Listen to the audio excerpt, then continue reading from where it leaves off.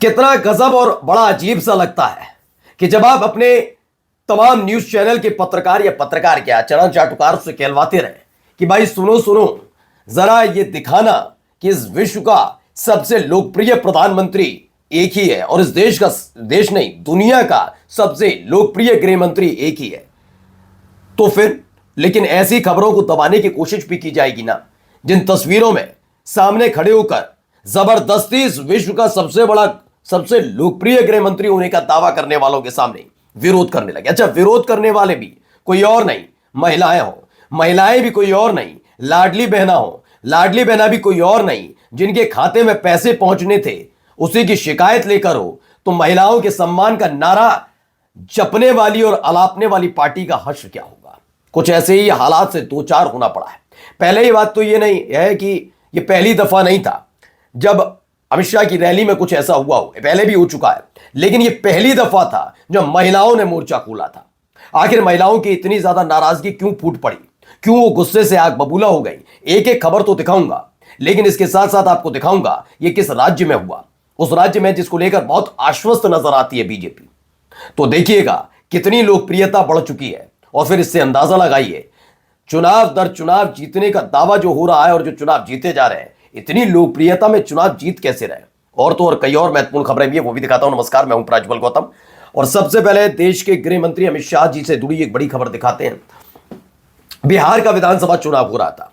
चुनाव के दौरान आपको याद होगा गए थे गृह मंत्री अमित शाह। उस दौरान उनके कार्यक्रम में भीड़ नहीं पहुंची थी, नाराज हुए थे।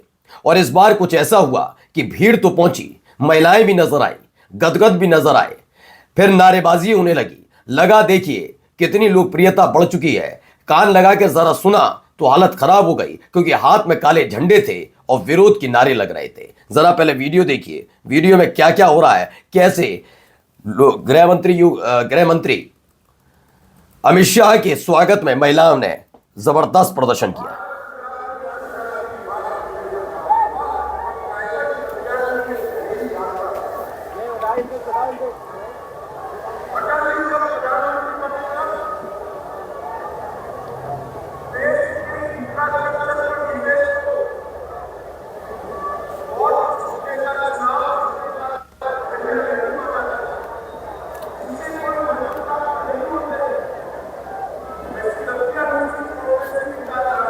अब देखिए कैसे महिलाओं से छीने जा रहे हैं और छीने वाले अगर ये महिला पुलिसकर्मी तो हैं, अगर वो करते तो कोई बात नहीं, लेकिन पुरुष पुलिसकर्मी भी वहां पर पहुंचते हैं और महिलाओं से छीनते नजर आते हैं। आवाज से तो पहचान ही गए होंगे मंच से कौन बोल रहे हैं। ये बोल रहे हैं देश के गृह मंत्री अमित शाह। संदीप सिंह ने लिखा, लाडली बहनों ने अमित शाह को दिखाए काले झंडे। ग्वालियर आए केंद्रीय गृह मंत्री अमित शाह को काले झंडे इसलिए दिखाए गए क्योंकि देश की बेटियां न्याय मांग रही हैं। दरअसल पहले मैं थोड़ी कहानी इनकी भी बता दूं, कहानी क्या चल रही है, जो दावा किया जा रहा उस आधार पर बता रहा हूं। पहली बात तो यह निकलकर सामने आती है कि हाल ही में अभी 2-3 दिन पहले की खबर है, वैसे मध्य प्रदेश से उसका लेना देना नहीं, लेकिन फिर भी चूंकि नजर सबकी है टिकी हुई, इसलिए कुलदीप सिंह सेंगर वाले मसले पर हमने आपको दिखाया कि अदालत से एक फरमान आता है और उस फरमान के फौरन बाद ये आपने देखा होगा कि राहत एक तरफ जहां कुलदीप सिंह सेंगर को मिली तो पीड़िता पहुंच जाती है इंडिया गेट। मात्र 3 लोग थे प्रदर्शन करने वाले, लेकिन पीड़िता को घसीट कर ले जाया जाता है। और कहां पर, जहां दिल्ली में डबल इंजन की सरकार, रेखा गुप्ता महिला मुख्यमंत्री और ऊपर से बड़ी बड़ी बातें करने वाले लोग, तो महिलाओं को ही घसीट कर लिया जाता है, उस पीड़िता को ले जाया जाता है। पीड़िता का कहना है कि उसे न्याय नहीं मिला। मैं ये नहीं कहता कि न्याय मांगने का हक नहीं है या फिर राहत मिली तो उसमें सरकार की, लेकिन योगी सरकार के 2 मंत्री झूम उठते हैं। एक ओम प्रकाश राजभर जो ही करते हैं, इस बात को लेकर खुश होते हैं कि उन्नाव पीड़िता वहां जाकर प्रदर्शन कर रही है, जबकि उन्नाव में घर है पूर्व विधायक का कुलदीप सिंह सेंगर का।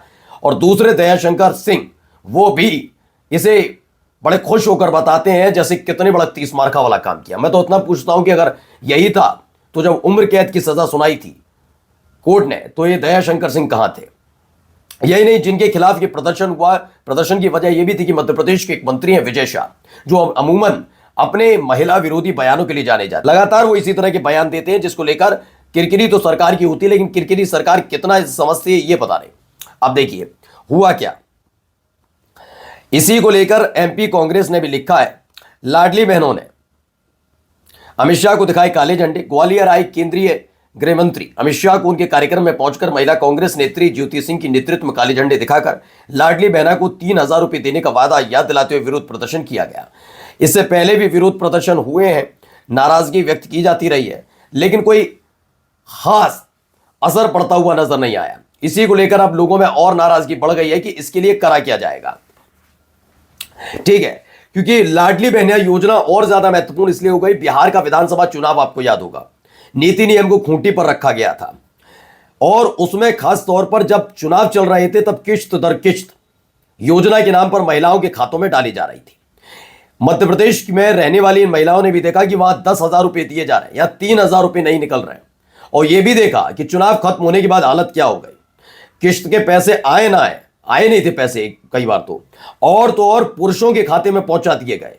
महिलाएं देख रही हैं कि वहां 10,000 देते हैं चुनाव के दौरान, चुनाव के बीच में या 3,000 वापस से नहीं निकलते हैं, ऊपर से महिला सम्मान का राग लाते हैं। तो ये लाडली बहना योजना के नाम पर वोट काटने की जो खेती काटने की जो जरूरत थी, एक आदत थी, वो अब बदलती हुई नजर आ रही है और गले की फांस बनती नजर आ रही है। अब एक वीडियो आपको दिखाने जा रहा हूं, पहले वो वीडियो देखिए, आपको बेतहाशा बसें खड़ी नजर आएंगी। ये तस्वीर भी अछूती नहीं है, दिखाना बहुत जरूरी था, इसलिए मैंने आपके सामने लेकर आया हूं।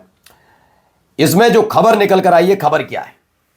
तो पहली जो खबर है इसमें, वो खबर ये है कि ये बसें जो आपको लगातार सड़कों पर नजर आ रही हैं और बेतहाशा नजर आ रही हैं, ये कोई इनॉग्रेशन के लिए नहीं है कि इन बसों को आज उत्तर प्रदेश की जनता को समर्पित किया जा रहा है, नहीं, ये पुरानी बसें हैं जिन बसों को अपने रूट पर होना चाहिए था, यात्रियों की सेवा में होना चाहिए था, वो मोदी जी के लिए भीड़ जुटाने में लगी थी।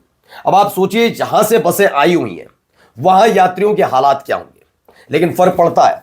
ये तो वही सरकार है ना जिसने कोरोना काल के दौरान कोई व्यवस्था नहीं की, उल्टा लोग सड़क पर पैदल चल रहे थे, मीलों मीलों दूर, सोचिए मुंबई से उत्तर प्रदेश तक आए, ये हालात पैदा हुए थे।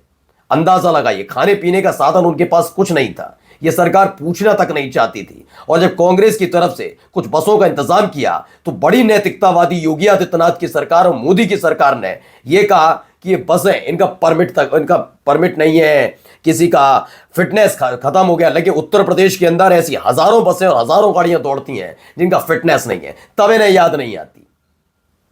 तो फिलहाल उन्होंने छोड़ दिया जनता को कि उस समय भी तुम घूमे थे, तब तो लंबा समय काटा था। आज एक दिन की बात है, मोदी जी आ रहे हैं, उनके लिए बसों की व्यवस्था की गई।